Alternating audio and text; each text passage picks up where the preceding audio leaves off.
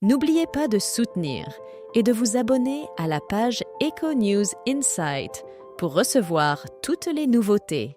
Bertrand Cantat a été impliqué dans le décès de Marie Trintignant à Vilnius, en Lituanie, en 2003.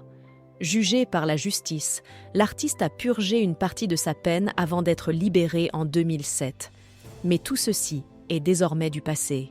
Après 4 ans d'absence, le chanteur Bertrand Cantat revient sur le devant de la scène avec une nouvelle chanson, L'Angle, qu'il a dévoilée le mercredi 7 février 2024. Il n'est pas seul dans ce projet, puisqu'il est accompagné de son groupe, Détroit, composé du bassiste Pascal Imbert et du multi-instrumentiste Jérémy Gara.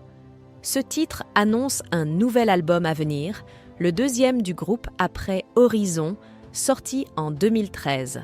Bertrand Cantat, qui a connu la gloire avec Noir Désir, reste une figure controversée du paysage musical français en raison du drame qui a marqué sa vie et celle de la famille de Marie Trintignant, décédée en 2003 à Vilnius. Bertrand Cantat mène une vie tranquille depuis la fin de son parcours en solo il y a 6 ans. Bien entouré, il partage son temps entre 2 résidences, sans prévoir de tournée musicale.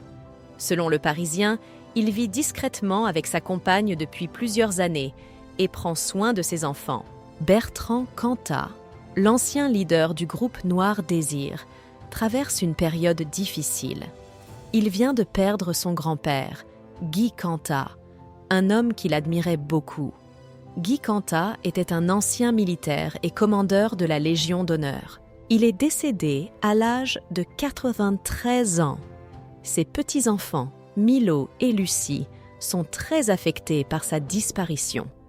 Bertrand Cantat aussi. Ses proches racontent qu'il est moins jovial et plus silencieux qu'avant. Il s'est isolé du monde du spectacle et a vendu ses parts dans un bar-restaurant qu'il possédait. Mais il n'est pas en difficulté financière.